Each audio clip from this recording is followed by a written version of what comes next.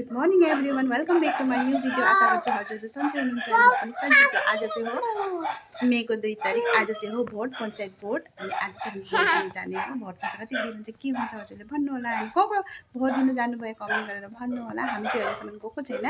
बिहान गएर चाहिँ के गर्नु अनि त्यही भएर चाहिँ म आरामले जान्छु गाइस। यता चाहिँ मेरो छोरीले चाहिँ मेरो चुलसँग के गरिरहेछ हेर्नु न गाइस। के गरेको तिमी यस्तो? आया मम्मी आया हुन्छ नि बाबा, मम्मी आया हुन्छ। उता हाई भन्दौ न एकबार, हाई भन्दा, हाई गाइस भन्दौ। चुपा दिदो है त्यस्तो राम्रो होइन। अनि मेरो भिडियोमा बनिरहनु। अनि आजको मौसम चाहिँ ठन्डा ठन्डा गरेछ, घाम पनि लागेको छैन अनि के भन्छ धुमेको पनि छैन। अलिक ठन्डा ठन्डा चाहिँ आज चाहिँ ठिकै हुन्छ भोट दिनुको लागि गाइस। अब भोट दिने जग्गामा भेटौँ है गाइस। त्यहाँबाट चाहिँ हाम्रो दिनको खानावाना खाएर पनि खत्तम भयो। त्यहाँबाट चाहिँ छोरीले चाहिँ नेल पलिस लगाउने भन्यो। त्यही भएर चाहिँ मैले नेल पलिस निकालेर नानीलाई चाहिँ लगाइदिन्छु गाइस। आज चाहिँ नेल पलिस पिङ्की भएको छ मेरो छोरी, हेर्नु होला। अनि दुइटै खुट्टामा लगाइदिनु भन्यो अनि त्यहाँबाट मैले दुइटै खुट्टामा लगाइदिएँ। त्यहाँबाट चाहिँ हातमा पनि लगाइदिनु मम्मी भन्नु थाल्यो अनि हात पनि थापेको हेर्नु न हजुरले कसरी मेरो छोरीले चाहिँ हात थापिरहेको छ। अनि दुइटा हात दुइटा खुट्टामा नेल पलिस लगाइदियो होला। साह्रै नै राम्रो लाग्यो अनि खुट्टा नै हेरिरहेछ गाइस कस्तो सेतो खुट्टामा पिङ्क कलरको नेल पलिस कति राम्रो देखेको सेतो भइदिएको भए। त्यहाँबाट चाहिँ टमटम पनि आइसक्यो अनि दिदी र नानी चाहिँ छोडिसक्नु भएको छ अनि म चाहिँ अहिले आउँदैछु गाइस। अहिले चाहिँ हामी भोट दिनु जानु भनेर आँटेको। अहिले चाहिँ दिनको 2 बजे छ। हामी चाहिँ आज उल्टी बेला गयो भोट दिनु, किनभने घरमा कोही पनि हुनुहुन्थेन। दादा भोट दिनु जानुभएको थियो अनि दादा आउनु गयो। त्यहाँबाट चाहिँ दादालाई छोडेर चाहिँ हामी भोट दिनु जानु आँटेको। तर टुकटुकीमा चाहिँ कोही पनि छैन, म अनि दिदी अनि नानी। त्यहाँबाट चाहिँ अहिले हामी जाँदैछौँ गाइस। यता चाहिँ दिदी हुनुहुन्छ, यता चाहिँ म।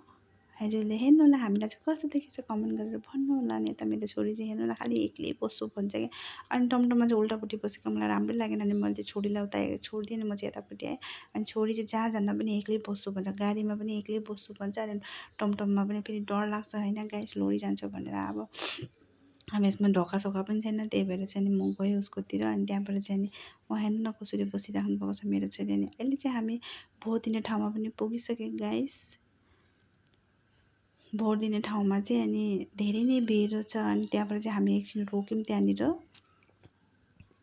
अनि नानी हुनेवाला चाहिँ छिटै भोट दिने रहेछ, तर हामीलाई चाहिँ लाइन लगाइदियो गाइस। अनि यहाँ चाहिँ हेर्नु होला पुरा भोट दिने मान्छे धेरै नै आएको छ। अनि यता मेरो छोरी चाहिँ हिँडी जाँदैछ। यहाँ चाहिँ पुरा धेरै नै कुरो छ, त्यही भएर चाहिँ अनि बोक्छु भनेको मान्दै मानिँदैन नानी। अनि यहाँ चाहिँ हेर्नु होला अनि हामी आइपुग्दा चाहिँ यति लाइन थिएन, अनि त्यही भएर चाहिँ हामीले लाइनमा खडा भएँ। यहाँ चाहिँ हामी लाइनमा खडा भइरहेको छौँ गाइस। अनि नानी चाहिँ धेरै नै बदमास गरिरहेको थियो। यति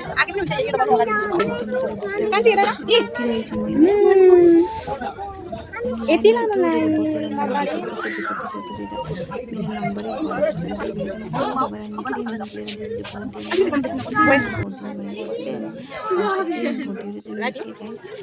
केटीलाई भोट दिनु हजुरले भन्नु होला, तर भन्नु त हुँदैन फेरि एकचोटि भनिदिनु होला। अनि त्यहाँबाट चाहिँ हामी घर जानु भनेर निक्ल्यो। अनि ठिकै आधा बाटोमा दिदीको घर थियो अनि हामी चाहिँ एकछिन रोक्यौँ त्यहाँनिर। अनि पानीसानी खायौँ अनि दिदीले जुस पनि दिनुभएको थियो। अनि दिदीले खाना खाएर पनि जहाँ भन्नुहुन्छ नि, खाना त हामी घरबाट खाएर गएको थिएँ गाइस, त्यही भएर चाहिँ हामीले जुस पिएँ। अनि नानी एकछिन खेल्यो। अनि त्यहाँबाट दिदीले चाहिँ मलाई बक्सी खोर्सानी दिनुभएको थियो 2जना 3टा दादाले, मैले त्यत्तिकै बिर्सेर आएछु गाइस।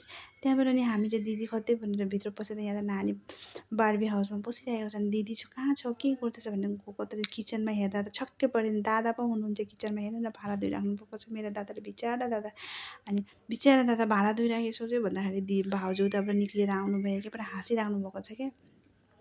अनि अरे दिदी दादाले त भाँडा धोइराख्नु भएको छ त भनेको त भाउजू चाहिँ दिदी चाहिँ मरी हाँसिराख्नु भएको छ। हेर्नु हजुरले कसरी हाँसिराख्नु भएको छ गाइस।